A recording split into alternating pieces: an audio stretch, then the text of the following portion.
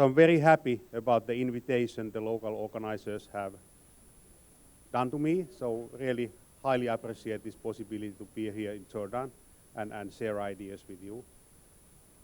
Maybe I should say something about me in order to support your understanding how I am approaching these topics. So just contextual knowledge about me. I'm just now working as a professor of science education at the University of Helsinki, Finland, very far away from this place. But I have been also a teacher. Some 20 years ago, I was working 10 years as a high school and middle school teacher. So I have some knowledge about school. Related to this creativity and creative processes, I was also that time, 20 years ago in Finland, engaging in those processes with my students and with my colleague teachers. So I have also some experiences how they are working at school side. I mentioned that I'm a professor, but I'm also working in administration. I'm the director of the teacher education at the University of Helsinki.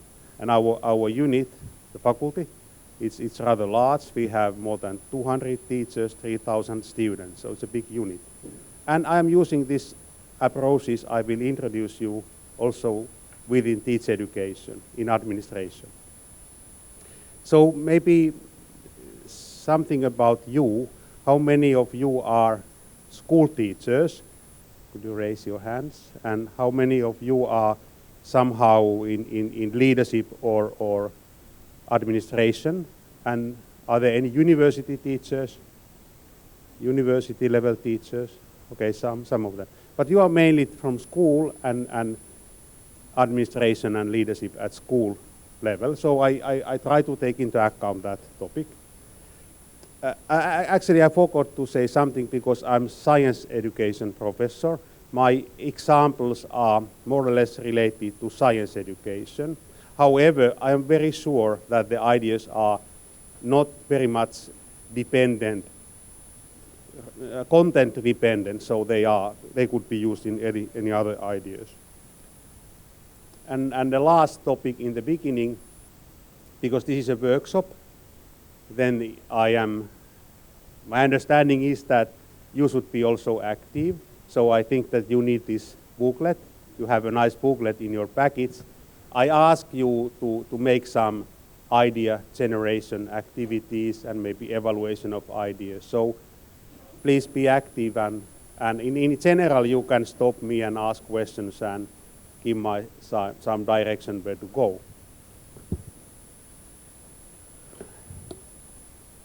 So I try to use this tool. So there are many topics I was planning to go through, but they are all very short. So I will start about process and what is outcome from the creative process. This is somehow demonstrating you what I am now looking for. I give some examples what are outcomes of creativity. The examples are not directly linked to the school, but they are demonstrating the idea. Then this is, because this is, I understand this is focusing to the transforming the educational research-based knowledge to the practice. So I do not have much theoretical views, but I have one how the control is harmful for creativity. This is coming from the research in the field of creativity. But it's very short, and I hope it supports you to understand what's the point. Atmosphere in creativity, process in more detail, and what is the most important in creativity is the generation of ideas. How to make fresh, novel ideas. How to evaluate ideas, and then, because there are nobody from the university level, so if there is time, I focus a little bit to the university level.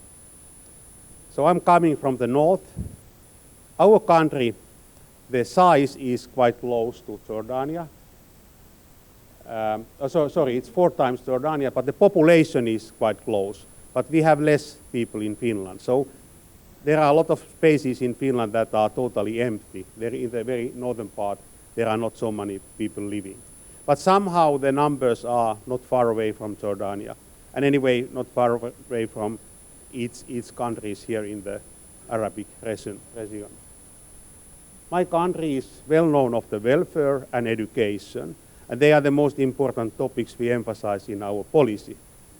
Policy related to education and welfare are most important in our policy life. There are I should say something about our context in order to, again, support your understanding about my presentation. The topic of this conference is from what to how. It has always, okay, not always, but let me say, during the last 20 years, the main focus in our discussion when we have been making the curriculum for national level. And our education policy is actually very supportive for this topic, from what to how. We have the equality, so we take into account all kind of learners. We have the special education.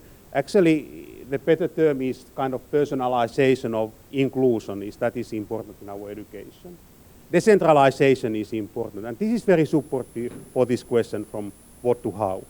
So our teachers are themselves making the local curriculum, and they can emphasize the topics and the approaches, how they see what is the best. And they are also responsible for assessment. They can design the assessment practices. And then we have the culture of trust in education, so that we do not have any inspectors or national testing. So teachers are considered as professionals who are able to plan and implement and assess. And this is a very nice atmosphere for solving this question, from what to how. However, we have challenges in that. Teachers and I also am very much too much focusing to the what. What is the most important the students should learn in teacher education. More and more we are focusing to how to organize learning activities. So this is the space also for me for learning. I have recognized during the plenary talks and the previous session some fresh ideas how to emphasize this what to how.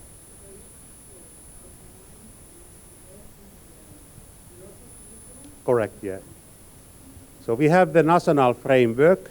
It is a very short document, but the schools and the municipalities are responsible for making the local curriculum and follow that.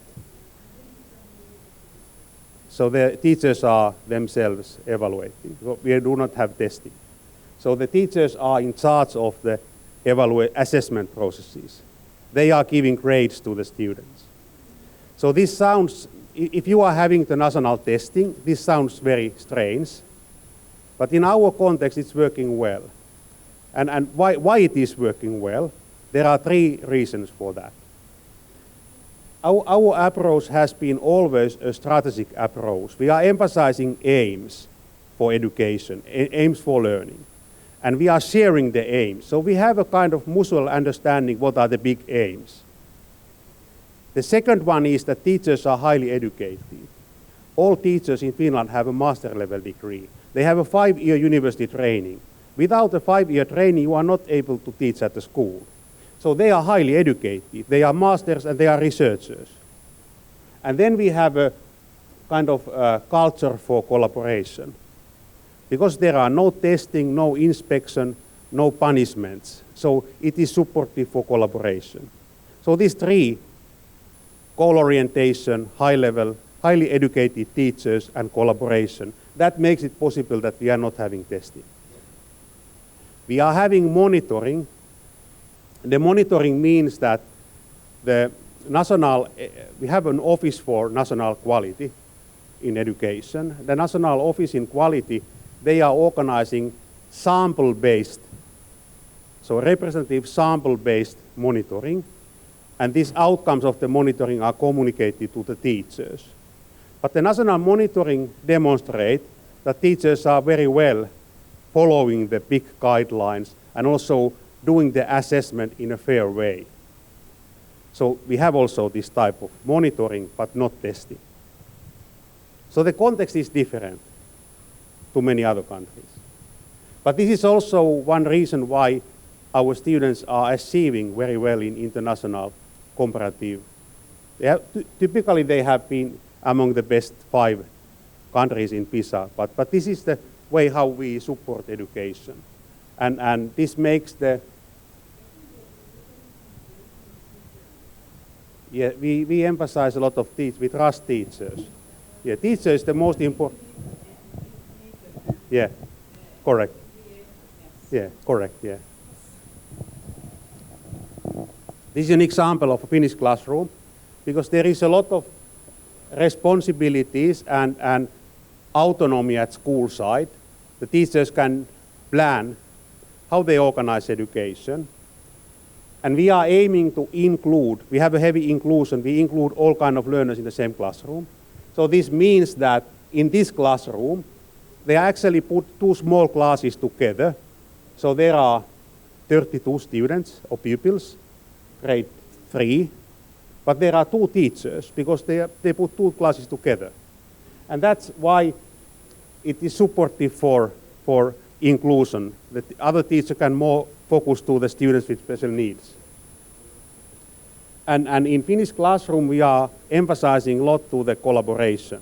And we typically have students with special needs in the same group than other students. This is supportive for all students' learning. The high achieving, for example, I know about this classroom. This girl is one of the high achieving students. She can be a role model for these students who have difficulties in learning, dyslexia type of difficulties. So there are role models for them. And on the other hand, this is also supportive for high achieving students. They have to take care of the students who have difficulties. They learn a lot of so-called 21st century competencies while they are supporting each other. And when you are teaching, then you learn best. We all know as teachers that when you are teaching, you yourself learn best. So this is a typical situation in our classrooms. And I already mentioned that because there are 2 teachers, one can focus more to the students with the difficulties in learning and behavior. And also this kind of high achieving students enjoy this type of work. This teacher is saying a very clever idea. It's necessary a pupil is ready for school, instead the school should be ready for a pupil. That's our slogan in education. So this is the context. Now you know about me and our education, and now I introduce how we emphasize creative processes in our classrooms and in our teacher education. Yes, please. Yeah. There is only one, so preschool or pre-primary education. When the students are 6 years old, they should voluntarily take part to the preschool, and most of the students take. But if they are not going to preschool, the families have to take care of the pre-primary education. We start very late formal education.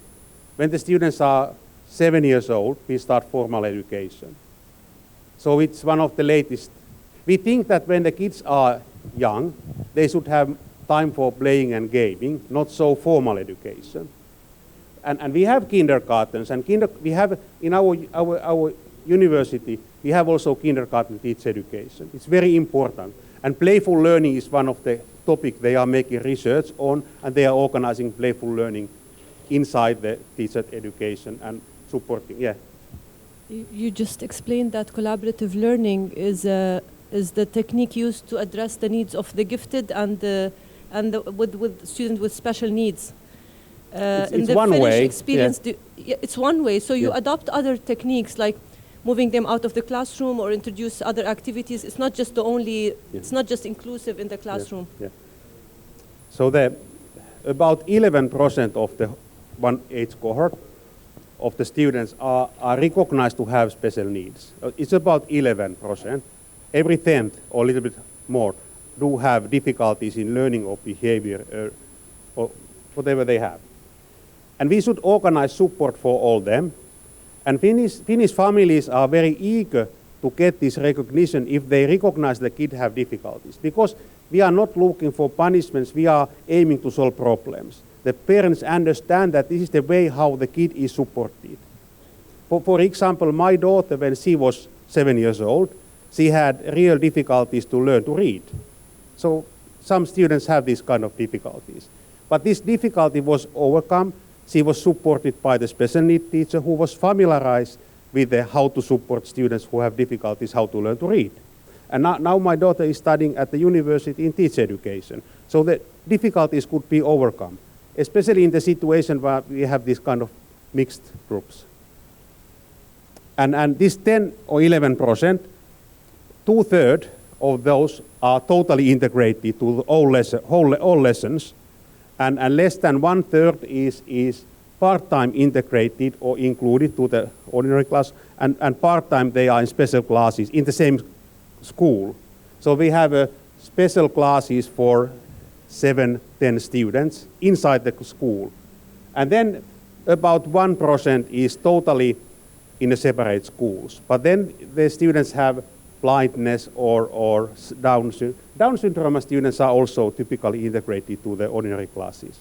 There are different ways how to overcome the difficulties.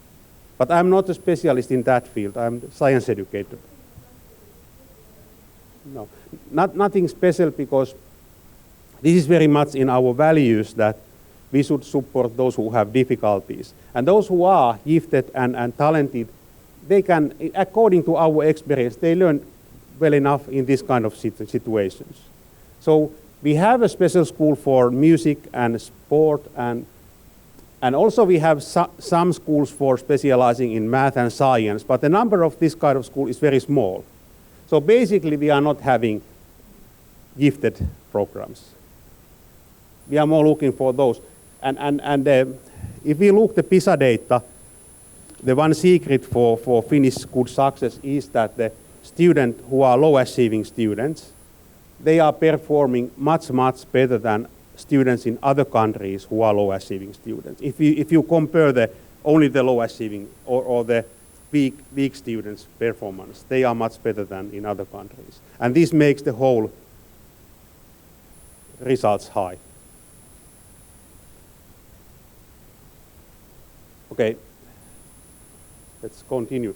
So what I mean with the innovation, so in this context, I'm now discussing about teachers and students. We are focusing to both. Teachers and students should be innovative. And what it means that teacher and students are creating educational innovations? It means that they are creating something that they do not know before. So in the field of education, actually it's very difficult to find something brand new. So it's a very loose definition. An innovation is something that you do not know earlier, something new for you.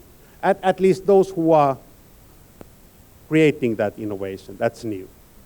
It could be something that you know, but you have not developed an attitude to use it. So you are developing a positive attitude to use the innovation. So it is a very loose definition, not brand new something. So it is more personal definition that innovation is something new to those who are creating that. And you can also find this type of definition from the book of Rogers, who has wrote a book, The Diffusion and Adaptation of Innovations. It's very general, actually, but in the field of education, it's working well. Example related to that, and one step further. So, where have you been? I have been generating alternatives. I do not have time for that. A lot of work to be done. So I think this is the most important, that we remember that we should always be asking that could we do something better? Could we make this in a different way? So generating or be creative means something like that. We are always unhappy with the current situation, and we are always looking how to make things better. And this is very much also related to our assessment culture at school. The assessment is for improvements. So the assessment is not for punishment, it's not for rankings, not for that purpose. The assessment is starting point for improvements. So we should never be happy with the current situation, we should look something better. In a creative process, this is a definition.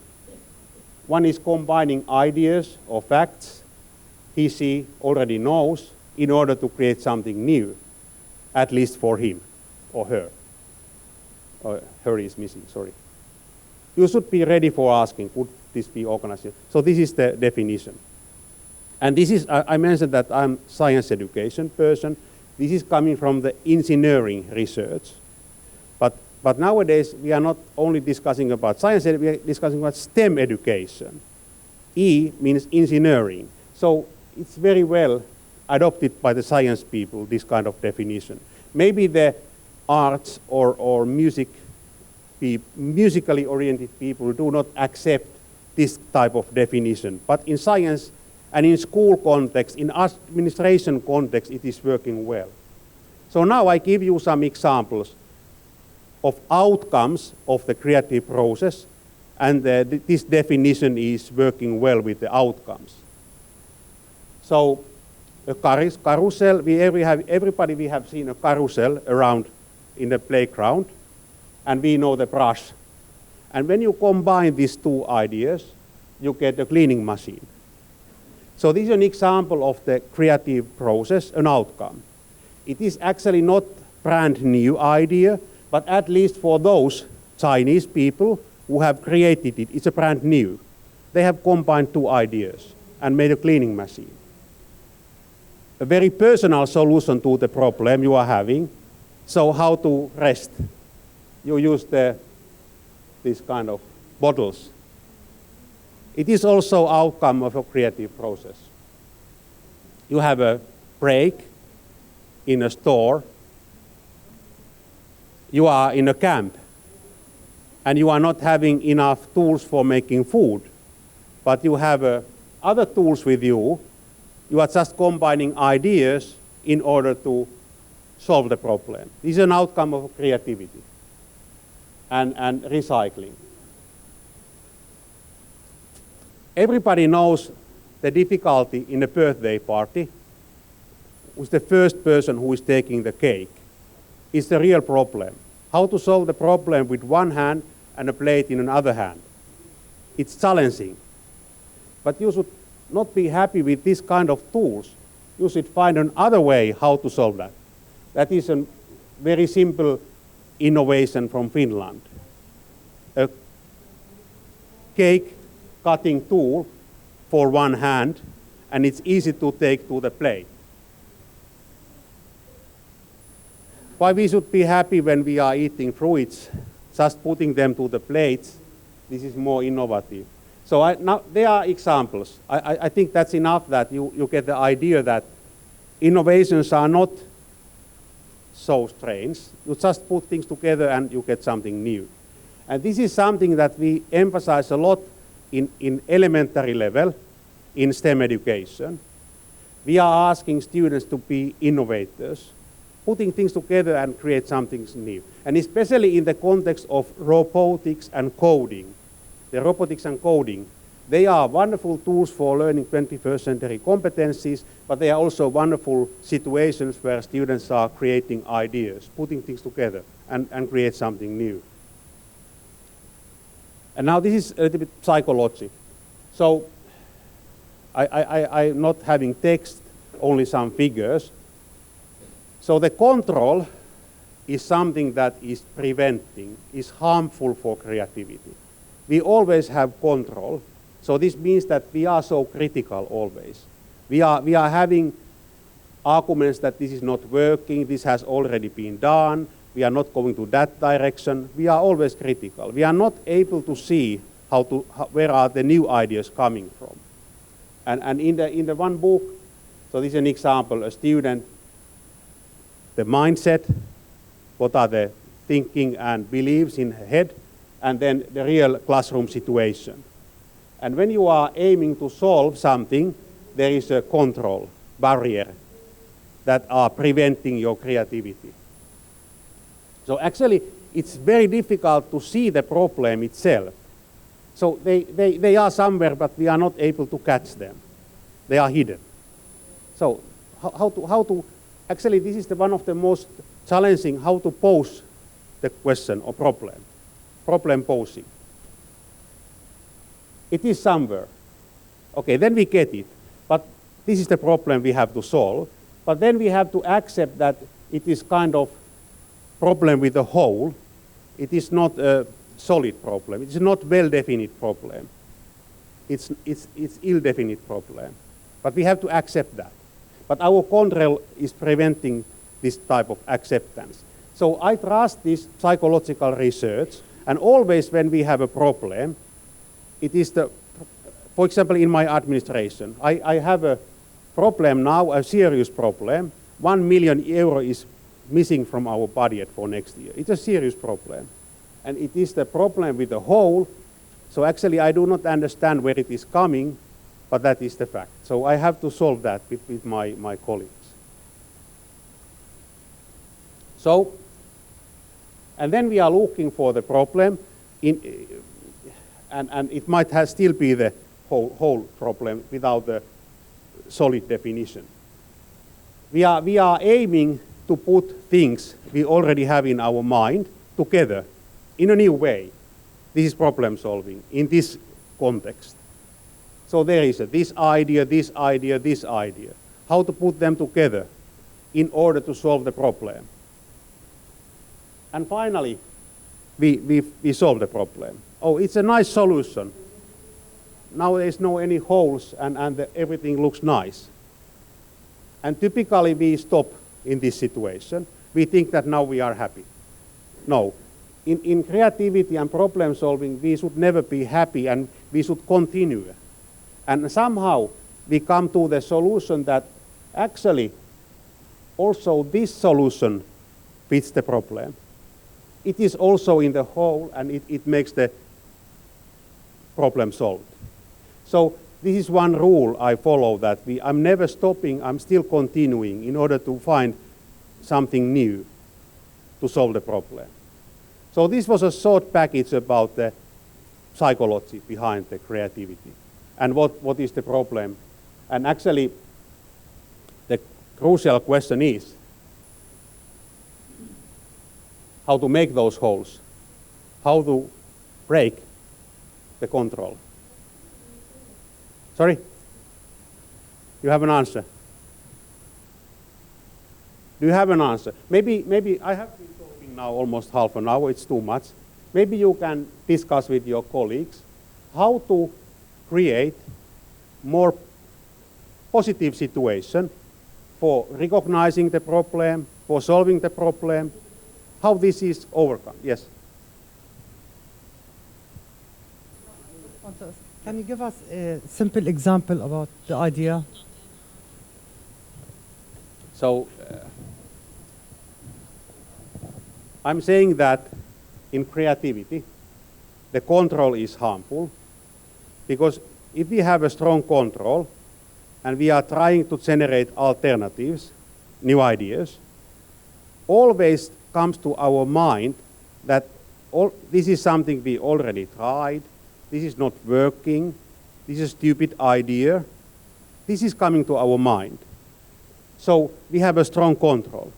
And in creative process, we have to break or make holes to the control. So this is not, it's more descriptive language I'm using. So how to make those holes to the control? How to make the control, yeah, sorry.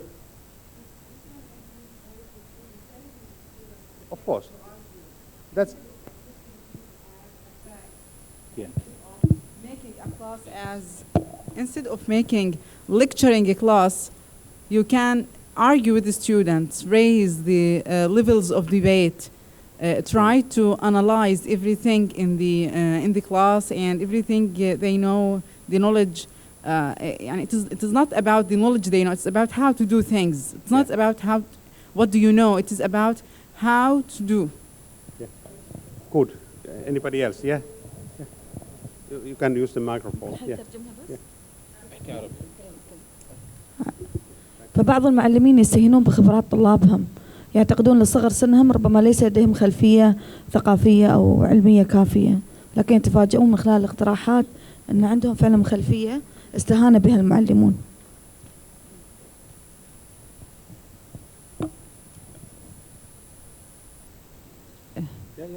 إعطاء ثقة، رسائل إيجابية للطالب، بالتالي ممكن أنا أزرع فيه ثقة بالنفس، وبالتالي يكون عنده قيادي. يمكن هو يعطيني أفكار ابتكارية أنا لم أكن أتوقعها، يعني يمكن يصنع من لا شيء شيء، من الغير موجود شيء موجود بطريقة مختلفة عن التفكير يعني التفكير خارج الصندوق. Excellent. Yeah. Here is.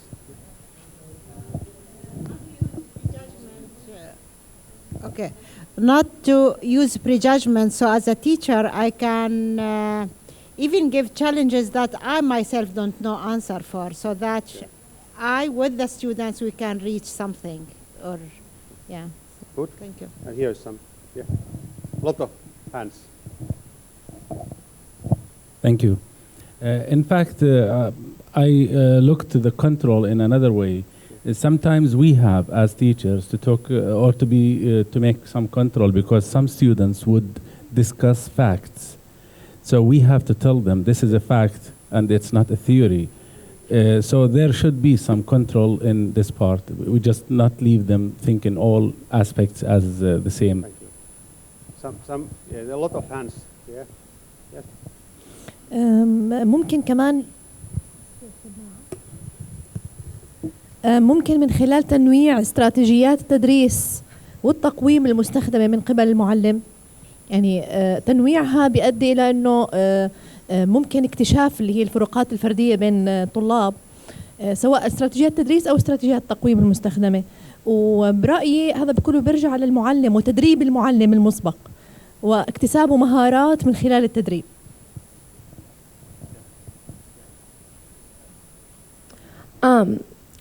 Going back to what the gentleman was saying over there, in terms of how some things are facts and how we need to teach our students that, I think, yes, there obviously is a truth, a definite truth to a lot of the science facts, especially, like there are electrons that exist.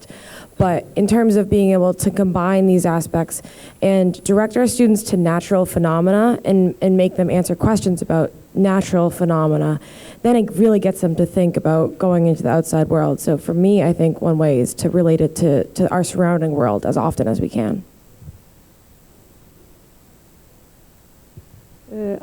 Being a product design teacher myself and a designer, I teach my students the principles of divergent and convergent thinking. So the divergent thinking stage in which they come up with alternatives, even if they're not all successful alternatives. So they keep an open mind to different ideas. And the step after it is convergent thinking. You evaluate them and you pick the one idea. And the students themselves, they design the control. So they have their own list of specifications. And as they go along, they can revisit their specifications and make sure that this is what they want. This is the kind of control they want for the design ideas. I want to ask you a question before we continue. I would like to know, because you know with the Finnish experience in product design, I would assume that you have the design as a subject, part of your system or not. I would like to know that. So actually we have one third of the lesson hours are focusing to the art education, and design is part of that. There is also drama and visual art, but design is also in one subject at our school. I think we have a strategy called Scamber.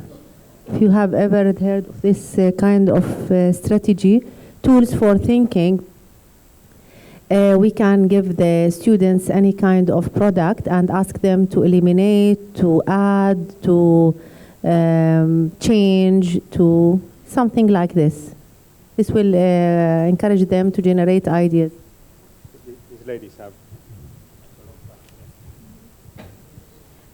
أعتقد أنه يمكننا أن يعني نؤدي إلى الإبداع والابتكار من خلال استخدام التعلم النشط والتعلم المتوافق مع الدماغ الذي يشجع العمل التعاوني أو الجماعي وتوليد الأفكار. I think by encouraging intellectual risk-taking thinking, intellectual risk thinking with the student, encouraging them to do this. And the second thing, we may let our students monitor and check what they have done and what they write and what they do, and to be themselves monitoring their own learning. So this gives them the courage to overcome all of these difficulties. أنا أرى أن حائط التحكم إذا واجهناه بشكل مباشر رح يعمل صدام، فالأفضل إنه نستخدم نوع من الخيال، في التحطيم أو خلق فتحات أو ثقوب في هذا الحائط، لأنه صعب مواجهته بشكل مباشر. شكرا. So, okay. Maybe one or two ideas, but then I have to go a little bit further and very much appreciate these ideas. أعتقد إنه الحائط هذا مبني داخل عقلية الطالب بسبب قلة معرفة أو عدم ثقة بالنفس، فإذا عززنا هاي النقاط ممكن الحائط هذا نعمل فيه ثقوب. شكرا.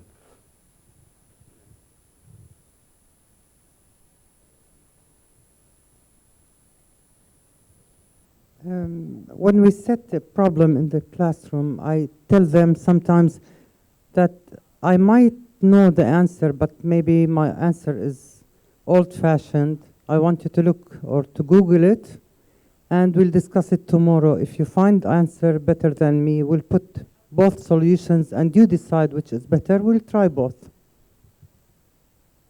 Now the final, yeah.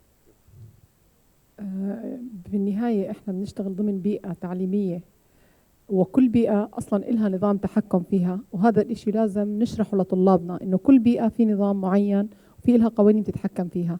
لكن كيف أنا ممكن أوجد هالثقوب؟ أولاً من خلال مد جسور من الثقة والاحترام المتبادل ما بيني وما بين الطلاب، وشغلة ثانية من خلال إنه الطلبة نفسهم يطلعوا بقواعد تتحكم بعمليات أصلاً التحكم فيهم وبحصصهم والأساليب اللي بدي أتعامل فيهم معها. إذا إجت القواعد منهم هم بيتحكموا فيها وهم بيطبقوها وهم بيحترموها، وبالتالي بيكون فيها الثقوب هاي اللي انوجدت بالكنترول وول. Thank you for your great ideas. So I totally agree, at least almost every good idea you present. One crucial topic is that what we are looking now, it is something that we can teach and students can learn. And what are these? I think they come out from this discussion. I would like to start with kind of creative, positive atmosphere. There must be something like that. So creative, positive, supportive, encouraging atmosphere. A lot of terms related to the atmosphere. And there are some certain type of attitudes. We should have an attitude that we are able to overcome, we are able to create alternatives, we should have this kind of attitude. And there are also skills, collaboration skills, communication skills we need negotiation skills. We need also, the fourth one is some kind of understanding of the creative process. And also we should be familiar with the techniques which are supportive for generating alternatives. And also techniques that are supportive for evaluation of alternatives. So these four, kind of positive, encouraging atmosphere, attitudes, we can overcome, we trust each other, skills, collaboration, and then the understanding of the process and also the techniques. So I have some slides about how to support the atmosphere or kind of creative, what is supportive for creativity. So typically we are like on the left-hand side, we are alone, and the control is preventing us to generate ideas. We should do things together. And you can see that it's like a puzzle making. Somebody is saying something and then we continue.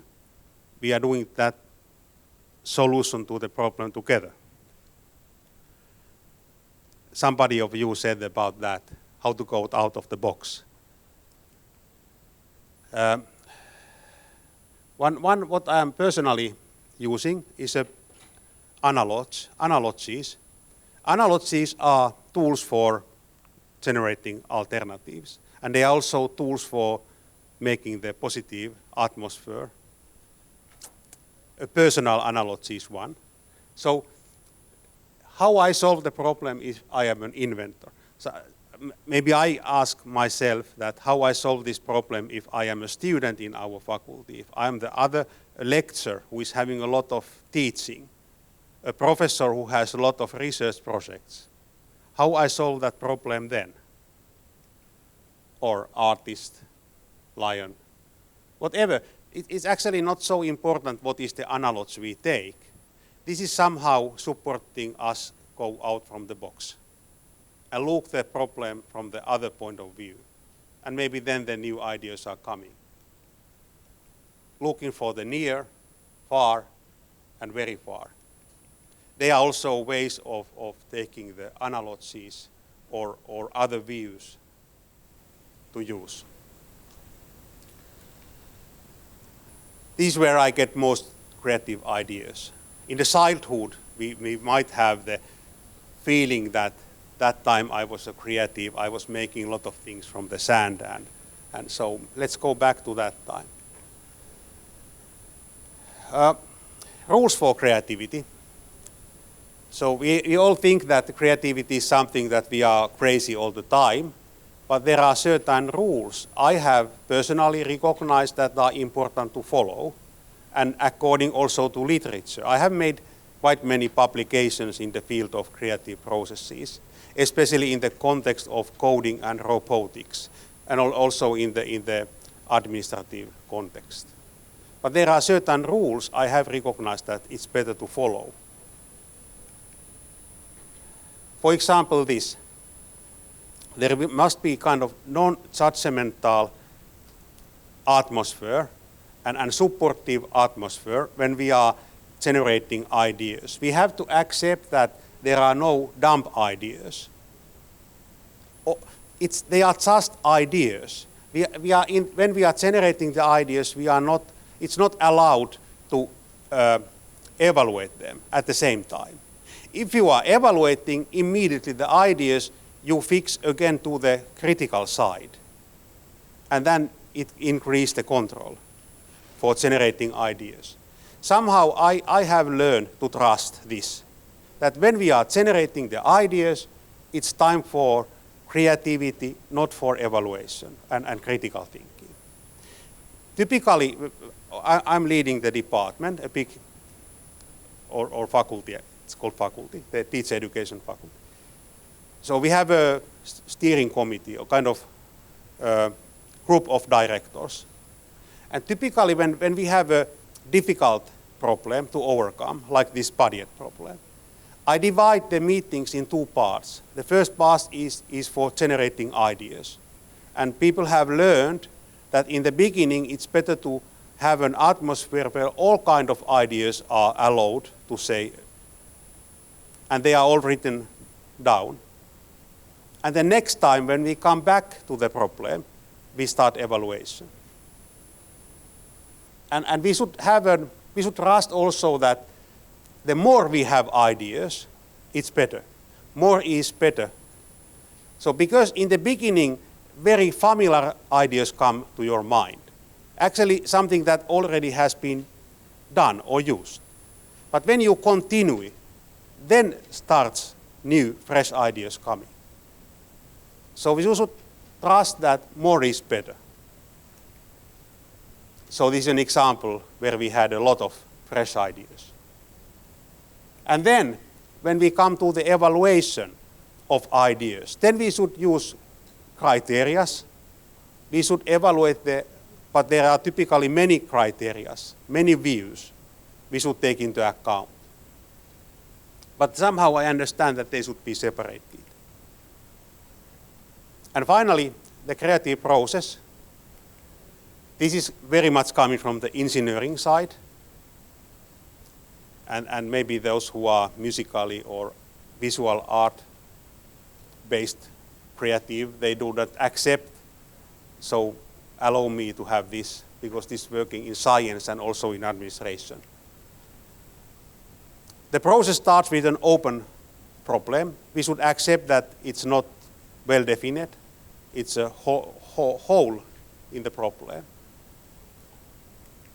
Then we can have some facts. For example, in my problem next week, we have this reduced budget, so it's fact.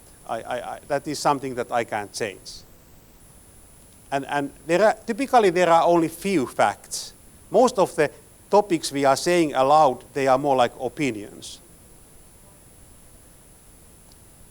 So facts and opinions, and most are opinions. So we have agreed that if everybody agree about opinion, it's like a fact. We agree, that's something we trust everybody. But typically they are opinions. And then we should have aims and vision. The vision is important. What is the most wonderful solution to the problem? We should have that in mind.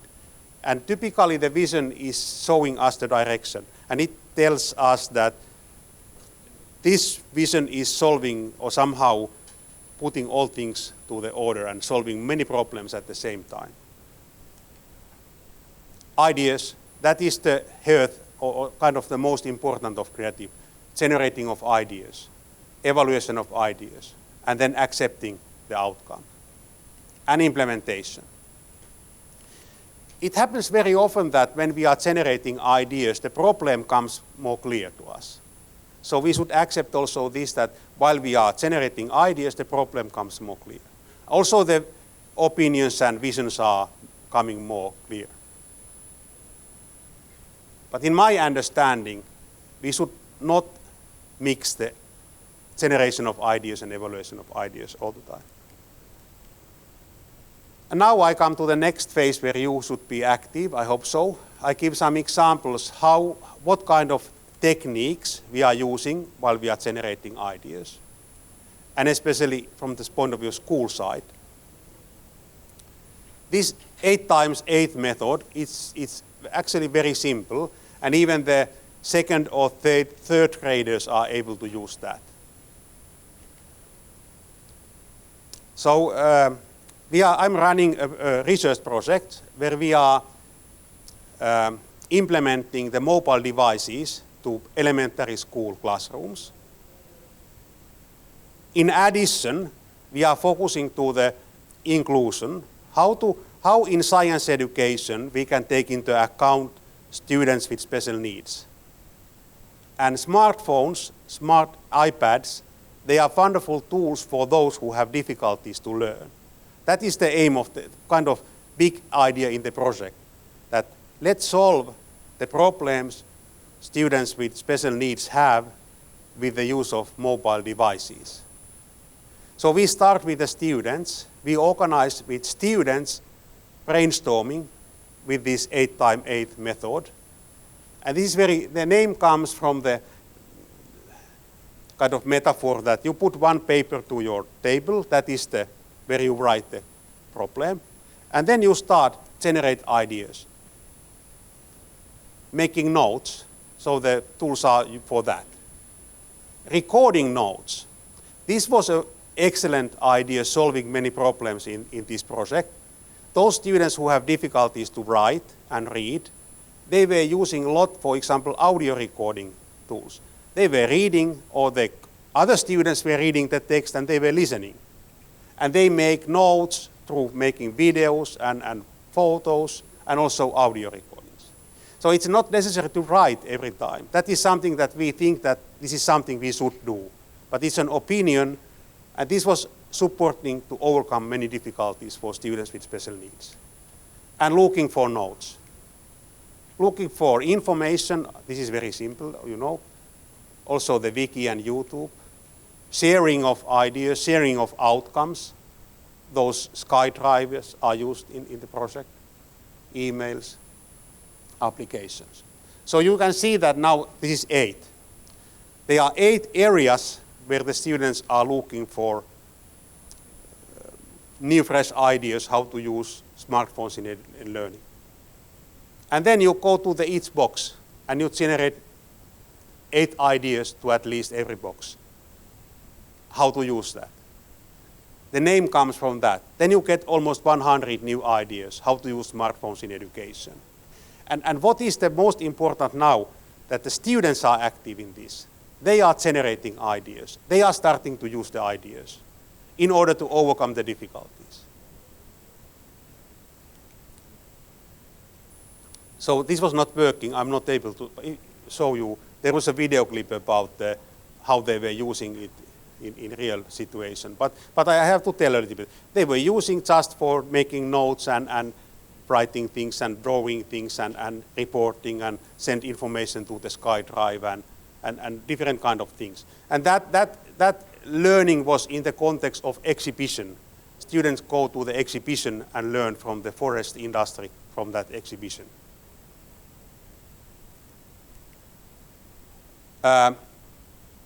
There was a theoretical framework. Of course, when we are making research, there are theoretical frameworks. This was a framework for personalization. So this personalization is not meaning the same as in United States context. In US context, it's more like a student-centered learning. But this personalization in the Finnish context means that we take more into account the diversities among learning. We are personalizing learning. And when we are discussing about the personalization of the learning, we discuss about the content, process, and products. They are things that we can personalize. We can make them different to different students according to their competencies. And of course, the basic big ideas in inclusion are guiding that. In the process, there are some kind of subcategories. We can make an impact to the readiness for process, for learning process. We can support interest, and we can take into account the learning profile of the students. And here, we can put smartphones. We can personalize process, we can personalize product. So it's not necessary that everybody is making the same product. We can personalize that. Also the content we can personalize. So this is coming from the theory. And then in the project we put together the theory and the student outcomes, and then we go further and look how they were working. So it's not necessary to go to the details, but we collect the data, the empirical data from the students' activities through the smartphones. We use so-called experience sampling method. It means that the students are receiving a short questionnaire, what they are doing and how they are using phones, with some alternatives. What is here, what I am saying now, that is important. You can see here some circles, and these are telling the frequencies, how these 30 students, how many times they reported that they were using smartphones in different purposes. So for example, making notes and practicing, using calendars, things like that. So they were answering to our questionnaire. So they were using some tools more and some tools less. But what is important here are those circles. Although the students were active in generating ideas how to use smartphones, the role of teacher is important. Every time a teacher was mentioning that, please recall those ideas you generated and use the phones in a versatile way. So the role of teacher is very important of course it's important in many situations, but also this kind of situation where students have been active, generating ideas. We need this kind of scaffolding or support encouraging by the teacher. And typically the frequencies come higher when the teacher is saying to students that, remember now, what were the ideas you generate? Okay, and now I ask you for a while, so we have half an hour time. What is your problem? Please practice this method, 8 times 8. Put the problem in the middle. You can do it in groups. If you don't find any problem, it's a serious situation. But for example, for my students, they are middle school and high school science teachers. And the most crucial problem for them is how to support engagement in science learning. how to push students to science learning activities. But it's not necessary to take my problem. You can take your own problem. I can give you examples how my students are solving that problem. So please have a short break now, discuss with your team, and practice a little bit. What is your problem? And at least find those 8 approaches how to solve the problem. Just now. Sorry to stop your active working, but we have only 20 minutes time, so I'm very willing to say something a little bit more. But let's take one example. What is the process you are now doing? So I think, for example, here is one example that might be useful for you all. The problem is about student engagement. And let's listen a little bit, but then I'm willing to go a little bit further. But let's take one example. Thank you very much. In fact, our group contained an Arabic teacher, biology, physics teacher, and mathematics teacher. So we have something about languages and sciences. In fact, we were talking about the scientific way of making students involved in learning. Maybe in sciences, the best method in our point, from my point of view, is just using the labs, the experiments. When a student sees an experiment, then he would be interested in following up and he would continue. Maybe in languages, as our friend said, it's just the drama, the debate in the class maybe would help the students to improve their language, their abilities of speaking. And I think, as the professor suggested, we might use even the debate and drama, even in sciences. And use the labs in the language, in learning languages. And I think it's helpful even to cooperate between sciences and literature in these aspects. Thank you.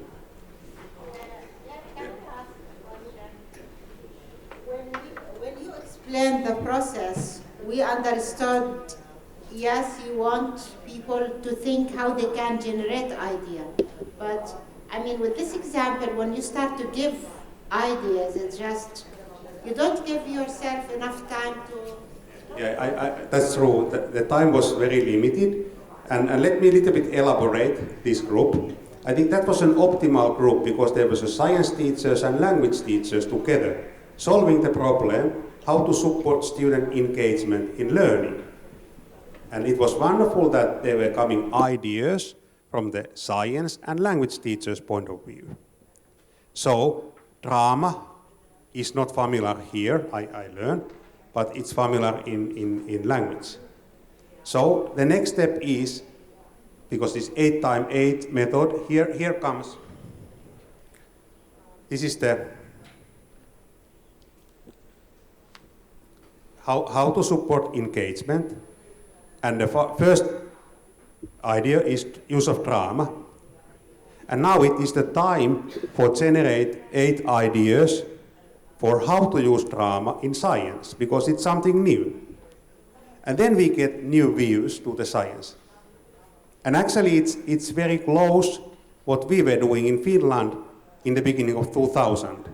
We put language teachers and science teachers together to develop science and language teaching. And we introduced almost 50 methods. For example, how to learn science through reading, how to learn science through writing, reciprocal reading, making frames, and a lot of different kind of examples already used in languages, but not so much in science. I think that was a good idea to learn from each other, generate ideas. Not maybe some science teachers saying that drama or debate is not possible in science. But you should overcome this and generate possibilities, alternatives, how to do that. I think that's a good idea. And I give example how my students were solving the problem, what is very serious in Finland. There is not enough students who are choosing science. Students are not eager to study science. How I support students' motivation or engagement. So these are coming from the students. So there must be knowledge. Teachers are eager to give knowledge. Choosing an appropriate context. So teaching science in the other context, like in the environmental context, drama context. Choosing challenging tasks. We know that everybody who is a science teacher knows that when you were solving problems in your university studies, the more challenging the task was, the more eager you were aiming to solve it. Demonstrating the relevance of science, support social relatedness, so support students to trust each other, offering positive feelings, encouraging assessment. So they were coming to the mind of my students. And as a university teacher, I can see that many theories are there, they are mixed. And it is actually very challenging for me because it's more easy for me to say to my students that according to this theory of Desi and Ryan, self-determination, you should take into account this and this and this. And when you are focusing to the personal interest theories, you should take into account that. According to flow theories, this is how I have been teaching, but I am aiming to change my university teaching, more starting from the students.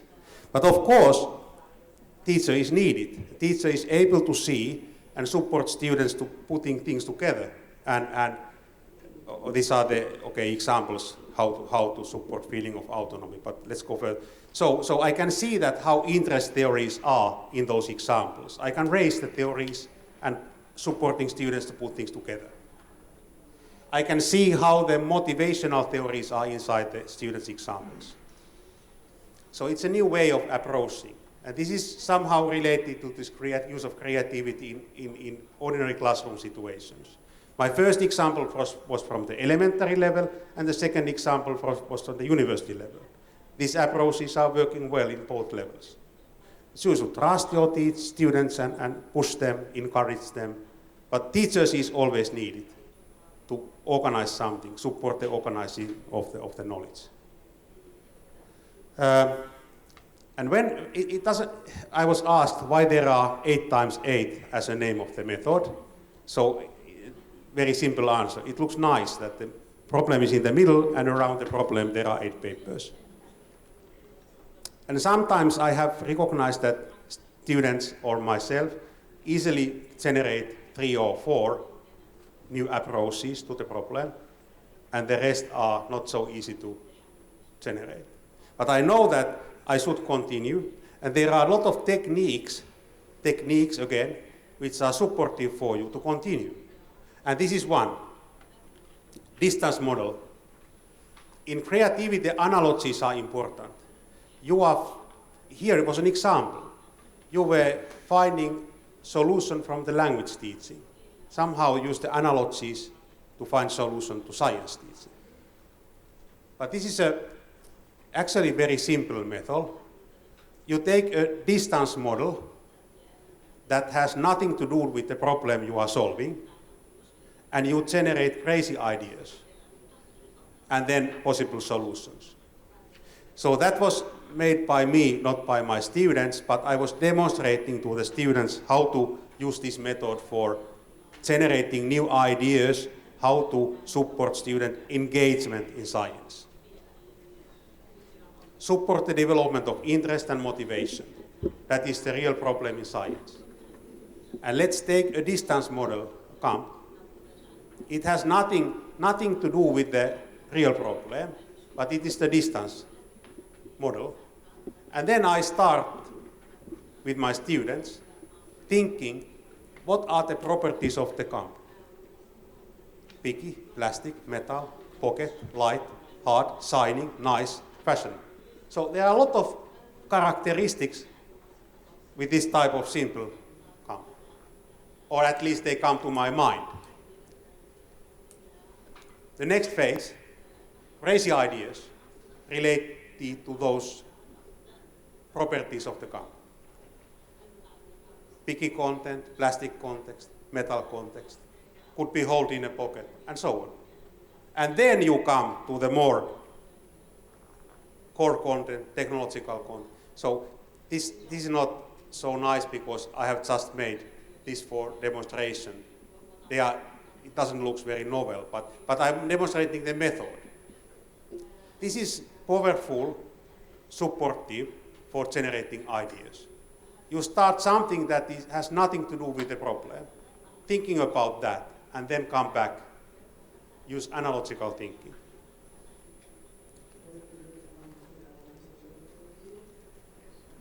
So we skip this one because it's too less time.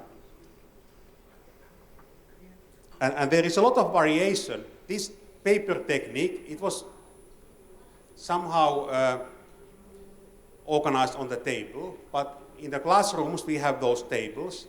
You can organize the same with a table. You are guiding, or you can put students to the small groups. One is working as an organizer of the meeting, and then putting everything to the table. And you can also combine this type of activities where after the beginning you put students to the table and continue the generation of ideas. So this is called the walking brainstorm. So there's a lot of creativity you can use with these methods. It's not necessary to have this 8x8 on the table. You can use a table on the wall, and then sometimes you can push students to the wall and add ideas to the previous ideas. Yeah.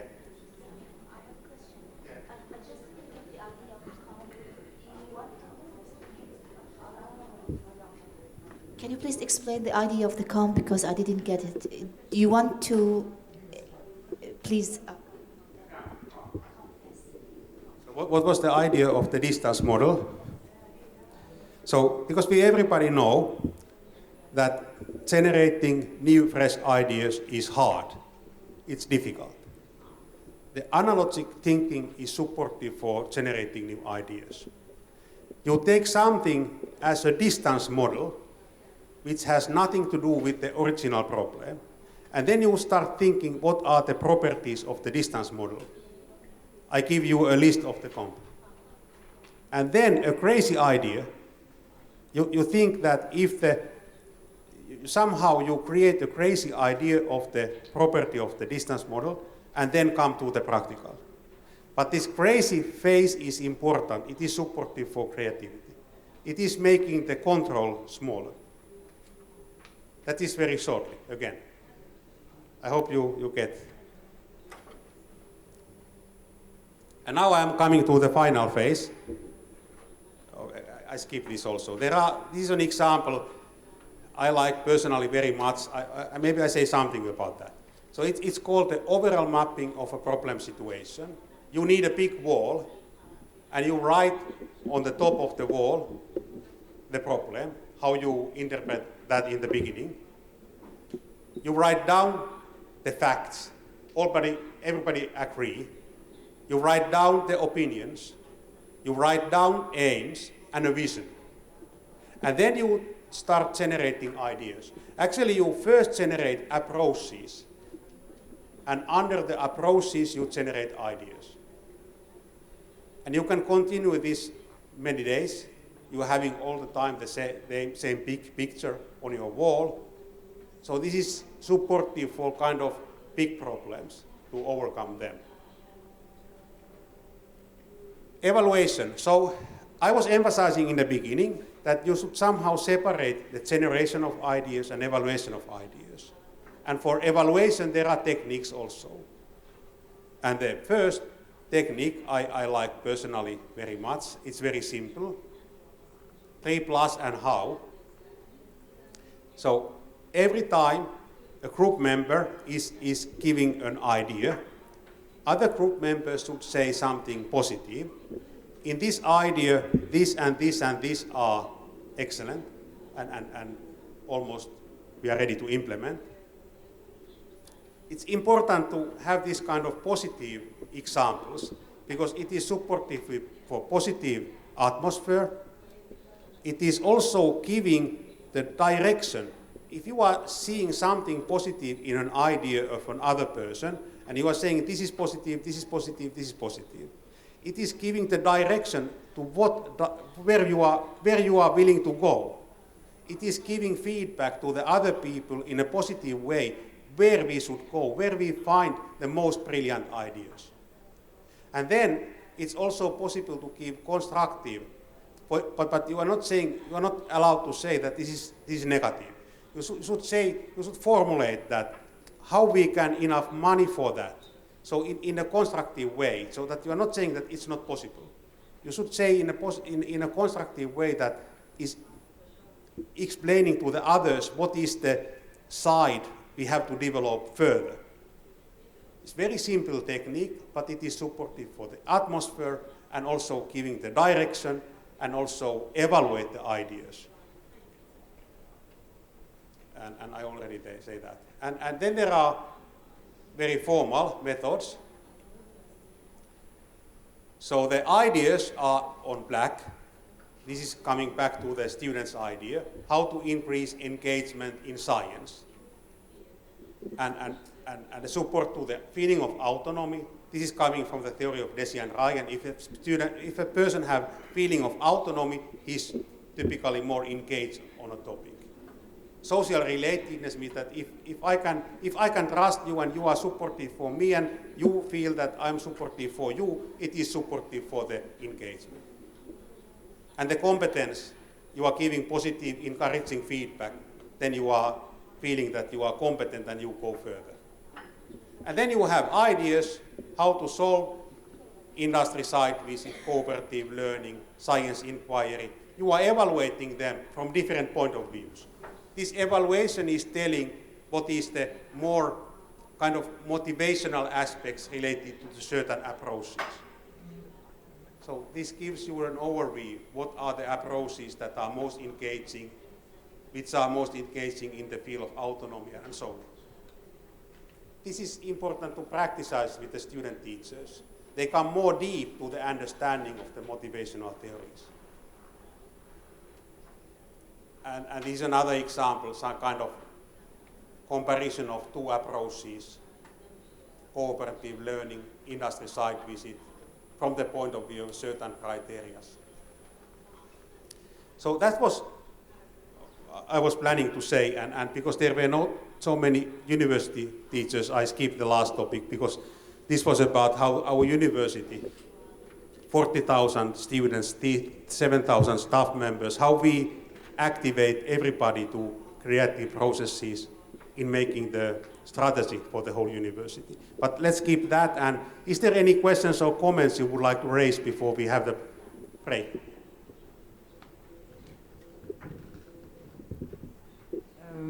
All the ideas are genius ideas, and I like it. But can we get a copy from the presentation? How we can get it? Yeah, you can find. Do you know you are from the Queen Rania? Yeah. Are you publishing them somewhere? They will be on the website, but probably after the conference they will be on the website. But sure, we will have them on the website. I'm not sure when, but we will have them at the ملتقى website, TSF website. They have another question for you. Do you offer? No, we have very limited number. هو بروفيسور بجامعة هلسنكي. Do you have online courses that you offer online courses? Unfortunately, we are not having online courses, but there has been a discussion with the Queen Rania Teacher Training Academy that we should do something together. Many times we have discussed about that, and maybe we should make a step forward. Any other questions?